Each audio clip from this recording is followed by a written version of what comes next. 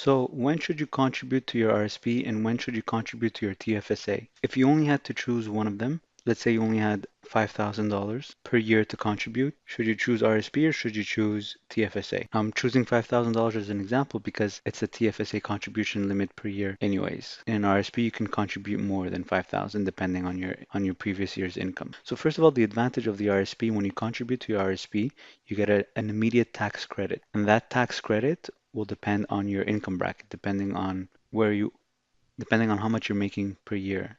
So if let's say you're making over $200,000, you're going to get it from the federal side, you're going to be getting a 33% tax credit. And from the province side, let's say you're in Quebec and you're making over 200, you'd be getting another 25% tax credit. So 25 plus 33, you'll be getting more than 50% back from your contribution. So if you contribute 50, if you contribute $5,000, you'll get more than 2,500 back as a tax credit. But your TFSA, when you contribute to your TFSA, there's no tax credit. It's after tax money that you're contributing. The advantage of the TFSA is any gains you make from a TFSA is tax free. So you put in $5,000, you invest it, it grows to 10,000, 20,000. You decide to withdraw 10,000, then that 10,000 that you're withdrawing does not get added to your income, so it's tax free. So this is a question that I asked myself.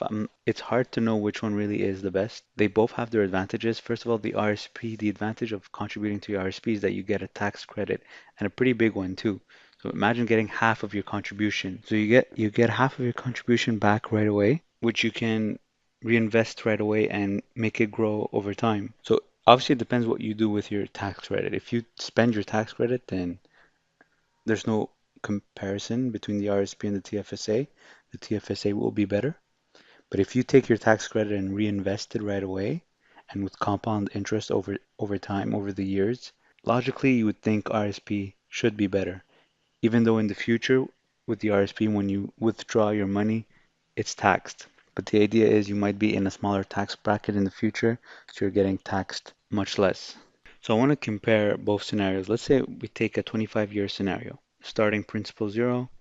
Let's say we're able to make 10% return per year. So you invest your money and you're making 10% gain per year, consistently every year for 25 years. So let's do the example of the TFSA. So let's say we're putting $5,000 every year in our TFSA and we're making 10% every year for 25 years. So if I click calculate, it's going to give me 491,000 capital at the end. In 25 years, I'm going to have close to $500,000.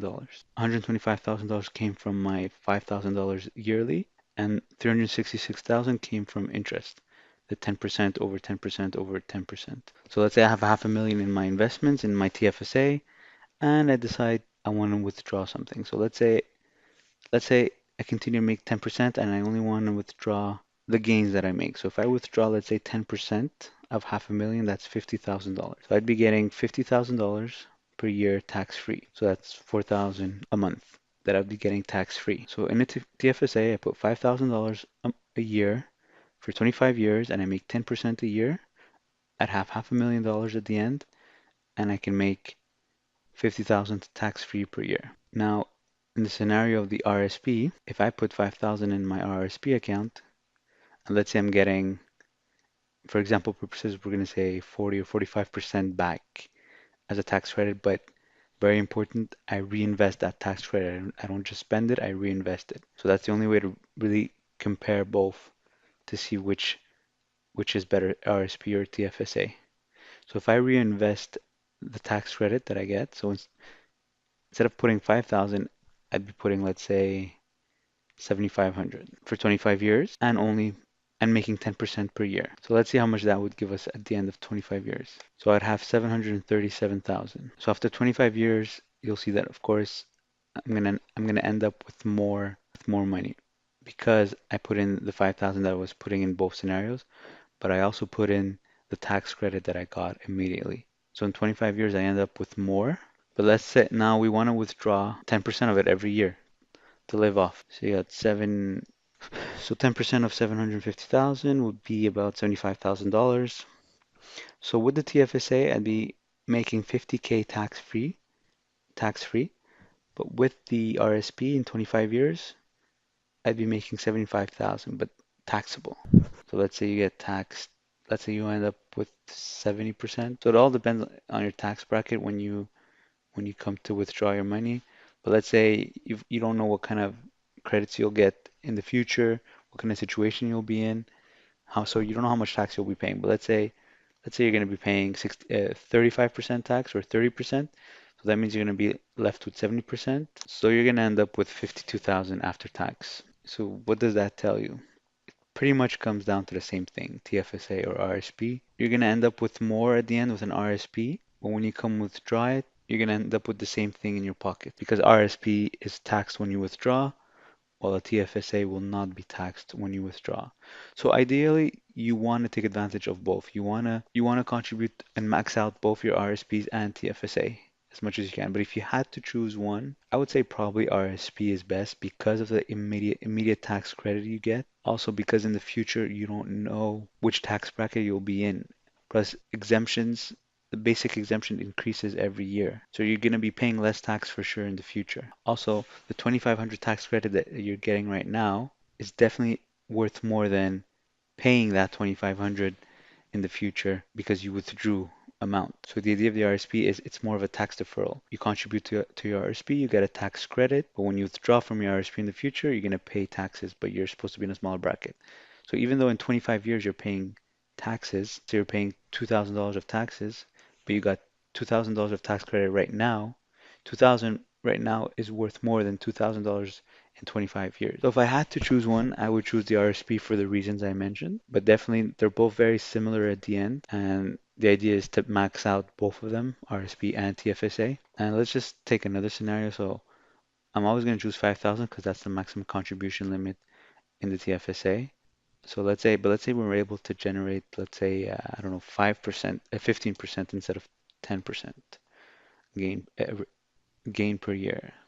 So on the RSP side, I'm contributing 5,000, I get a tax credit of 2,500, I put it back right away, I reinvest it. So for 25 years, I'm going to end up with a million and 1.6 million if I'm getting 15% per year return, which of course will most likely happen if you're trading on the stock market.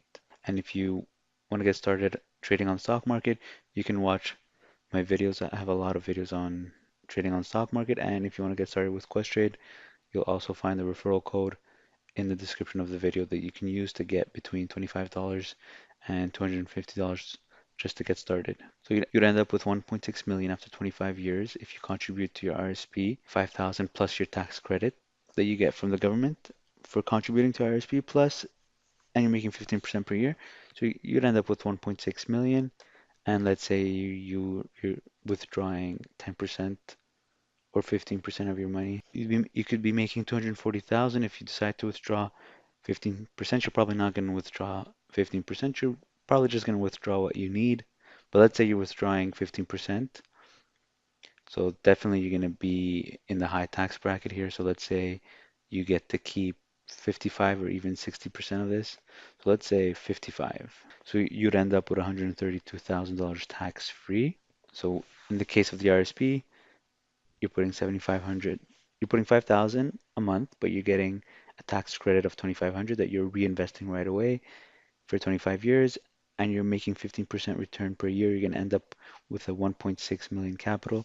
And let's say you decide to withdraw your gains every year, so you continue to make 15%. So 15% on 1.6 is 240. That 240 after tax, because it's going to be taxed because you're withdrawing it from an RSP. So that 240,000 will be worth about, like I mentioned, 132. So it really depends on your tax bracket and your credits and your exemptions. But let's say you're getting 55%, and you obviously depends on the province you live in.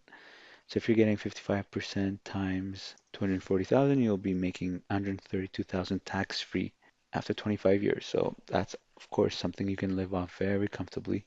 You don't have to work for the rest of your life, assuming you can continue to make 15% per year. So it's really key here, the 15%, the consistency. So let's say we do the same thing, but we do it with a TFSA. So we contribute 5,000 a year in our TFSA. We make 15% every year, and we do it for 25 years. We're gonna end up with a million at the end of 25 years. So with the RSP, we had 1.6. With the TFSA, we would end up with a million. And so let's say you decide to continue to withdraw the gains that you make and you continue to make 15%. So you'd be withdrawing 15% of a million. So you'd be withdrawing 160,000 and that would be taxed. So as you can see, it's pretty close.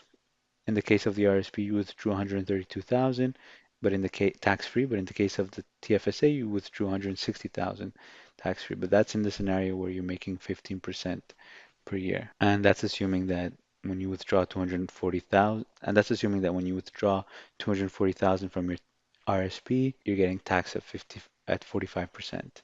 So it really depends on many factors, but I'm just giving you rough amounts. But as you can see, it's pretty similar at the end. So they're both great government products, TFSA and RRSP. Definitely max out both of them as much as you can. But if you had to choose one, probably choose the RSP because you get money right now, which you can grow and compound over time.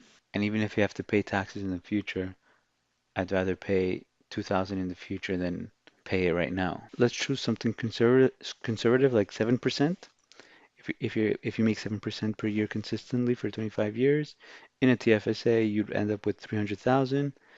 But if you're doing it with an RSP, you'd end up with 474,000. So you'd end up with 50% more, which makes sense because you've been putting 50% more. Let's see if we were making 20% per year consistently. So in a TFSA, so see how fast it grows depending on the returns you make. So that's why it's important to trade on the stock market because you need to make returns above 10%. 4%, 5%, 6% won't cut it, knowing that you can really grow your portfolio fast with decent returns. I think between 10 and 20% is reasonable, fair, and safe. If you aim for 50%, you're going to have to go into risky things, which can obviously wipe you out. Eventually, it's hard to be consistent with 50%.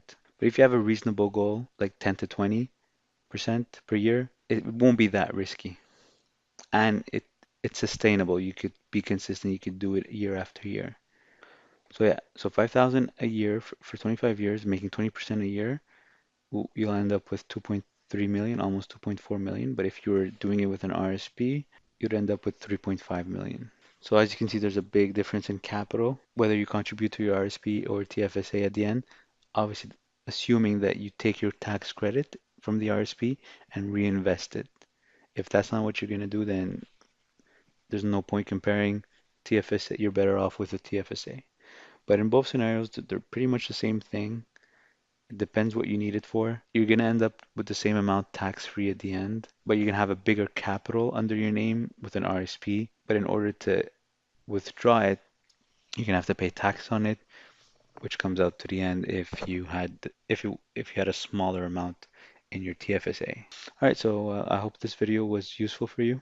And like I said, if you want to start trading on the stock market, check out my other videos on Questrade. If you have any questions, leave them in the comments below, or you can contact me directly on my website, which I'll provide the link below also.